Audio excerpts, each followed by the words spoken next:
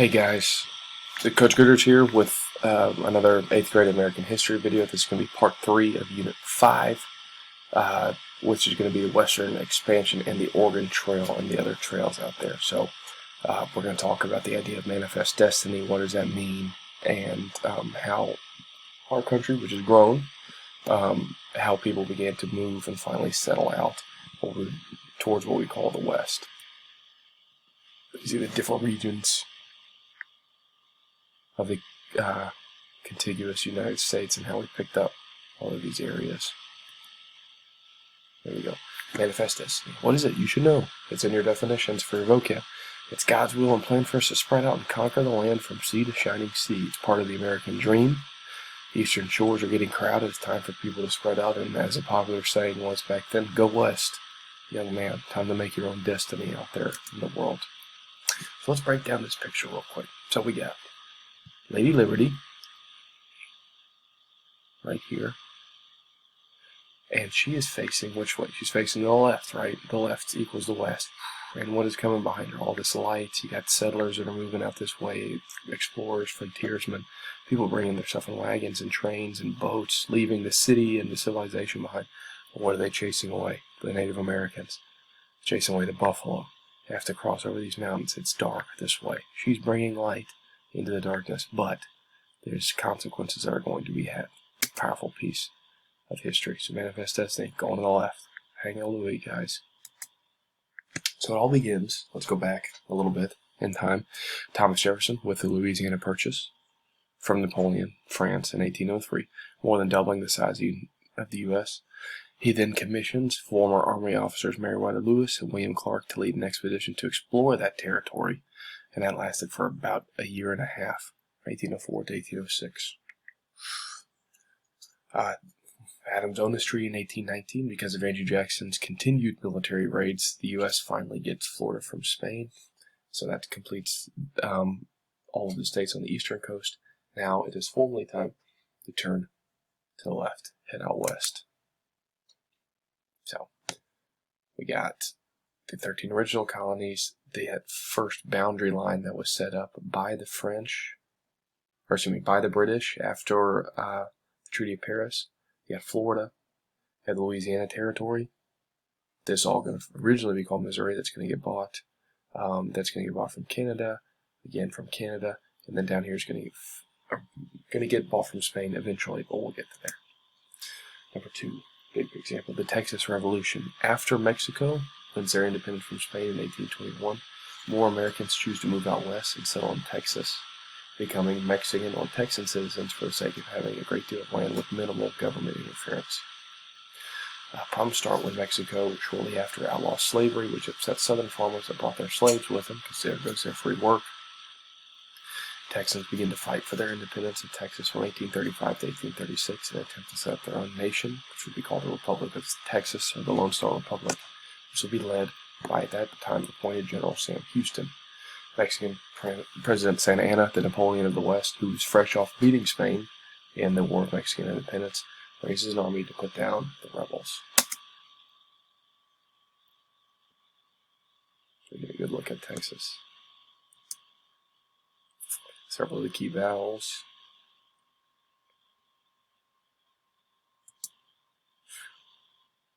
Santa Anna and Sam Houston. The Alamo, probably the most famous battle, although not the most decisive one. The Alamo is a fancy word. It was a converted Spanish mission, so it's a church, frontier church, with a wall around it. It was fought over the course of 13 days from late February to early March of 1836.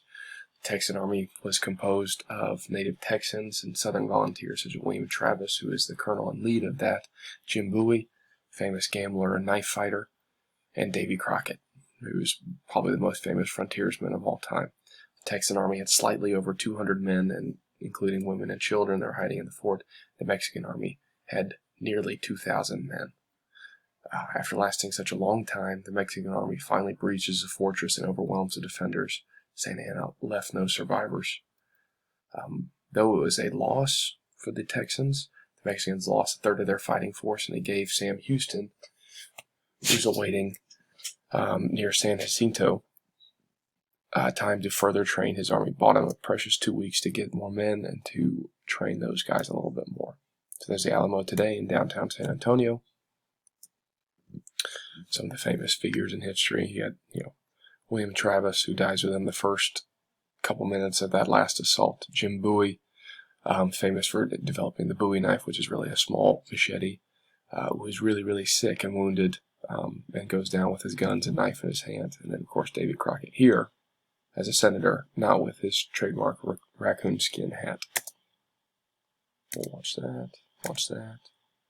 This is hanging up. This is a mural with Davy Crockett in the middle that hangs up in the capital of the state of Texas, in the Capitol building of Austin. It's a huge mural, but it shows the last stand of the Alamo defenders. The Battle of San Jacinto, fought a month and a half later, April 21st, 1836. After his victory at the Alamo, Santa Anna relaxed and divided his forces to chase down Houston and the Texan army. Houston bides his time and skillfully retreats from the approaching Mexicans, avoiding open war and the loss of life. Santa Anna divides his forces again. Houston launches a surprise attack at the San Jacinto River that catches Santa Anna by surprise. The battle is over in 11 minutes, with the Mexicans losing half their army. Under threat of execution, Santa Anna begs for his life and agrees to sign a treaty that paves the way for the beginning of the Lone Star Republic. So they paint a scene right here with Santa Anna and a wounded Sam Houston seated. The story goes that the tree, very much like this, but there was a noose that was hung over it, with the choice of Santa Anna being made very simple. You either sign over the rights to Texas or you die. Sam Houston is reported as saying, "I've had blood, I want Texas." The annexation of Texas. Remember, Texas was its own nation, the Lone Star Republic, or Republic of Texas, for 9 years, 1836 to 1845. Presidents John Tyler and James K. Polk desperately wanted to add Texas with a great deal of land and vast resources to add to the United States Treasury and economy. Texas was formally annexed or taken over by the U.S. on December 29, 1845. This angered Mexico, and hostilities continued to mount until... Get a look at what our country looked like at that time. The Mexican-American War, 1846 to 1848. At the time of the annexation of Texas, Mexico believed that the border of Texas was the Nueces River, while Americans said that the border was the Rio Grande River, which is hundreds of miles to the left. Disputes over this land led to fighting between Mexicans and Americans, which then led to the Mexican-American War. Americans with vast resources launched assaults on multiple fronts, including New Mexico, California, and Mexico. Santa Anna tried to regroup his forces in the capital of Mexico City, but they were surprised by General Winfield Scott, and the city was taken soon after, forcing the entire Mexican army to surrender. It was called a splendid little war because there was not a whole lot of loss of life on the American side, and because of what the United States got in return for winning. So we got two treaties that take place after this war. First one, the Treaty of Guadalupe Hidalgo, which formally ended the war. Mexico gives the United States the territories of California, Nevada, Utah, parts of Wyoming, Colorado, Arizona, and New Mexico. And then later on, the Gadsden Purchase, which Mexico sold to the U.S. a southern strip of land that now belongs to New Mexico and Arizona for a railroad that went from coast to coast. So, Mexican cession. And then this little part here, which is blown up right here, was signed over by the Gadsden Purchase.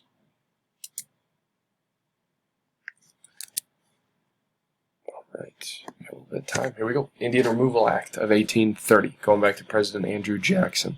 He had made a long career of his reputation as an Indian fighter, and he desperately wanted to expand the country and empty that country of its native inhabitants. The lands of Georgia, Florida, and Alabama had thousands of people living there already, Native Americans, in particular what we would call the 5 civilized tribes, the Creek, the Chickasaw, the Cherokee, the Choctaw, and the Seminole tribes. A.J. pushed the Indian Removal Act through Congress, but the Supreme Court ruled ultimately in favor of the Native American tribes in the famous court case Worcester versus Georgia.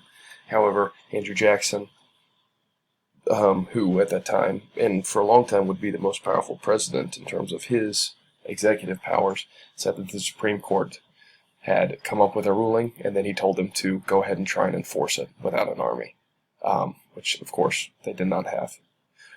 Unfortunately, the Supreme Court had no power to enforce such a ruling, and the tribes were forced to move to reservations in the West. This forced march became known as the Trail of Tears, especially for the Cherokee people. Over 5,000 Native Americans died on the way out to Oklahoma. And here are some of the other different stops they would make on their way.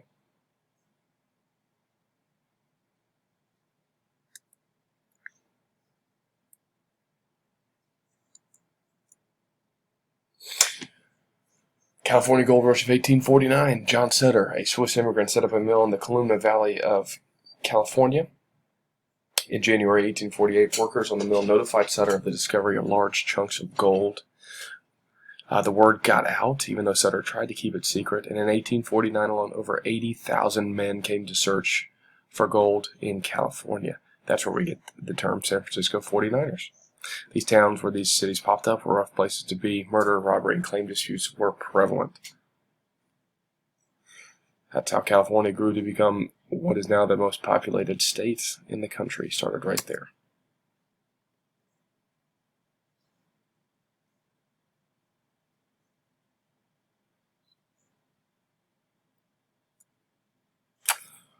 Another way that people started moving out west was the Oregon Trail. The Oregon Trail was first laid out by mountain man Robert Stewart in 1812 to 1813.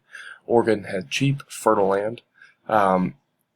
It was very popular because it had several starting and ending points. You could start in St. Joseph or Independence, Missouri, Fort Leavenworth, Kansas, Council Bluffs, Iowa, and a bunch of other places. And it could let you off anywhere from Washington to Oregon to North California. So it made it very easily accessible for many people. It stretched 2,000 miles, give or take, starting from the Midwest to what is the Willamette Valley in the middle of Oregon. And it took about 22 weeks from start to finish, almost half a year. So you really had to pick out when you were going to leave. Important. It was very, very important. You didn't want to leave too early because you get snowed in early on. You didn't want to leave too late because you have no time to plant crops and set up for the winter. Other famous trails, the Santa Fe Trail. Settlers all met together for protection. They left from Independence, Missouri to travel to the New Mexico territory. Eventually, by 1880, the railroads made this trail obsolete, which means useless. And then the Mormon Trek. With the spread of their religion, Mormons drew a great deal of negative attention, specifically in the Midwest. After Joseph Smith, their leader, was killed in Illinois, Brigham Young led 12,000 of them to Great Salt Lake. He made a city called Salt Lake City. It's founded a university called Brigham Young University, which is now in the state of Utah. So Santa Fe trails, one of the old markers. And then the Mormon Trek.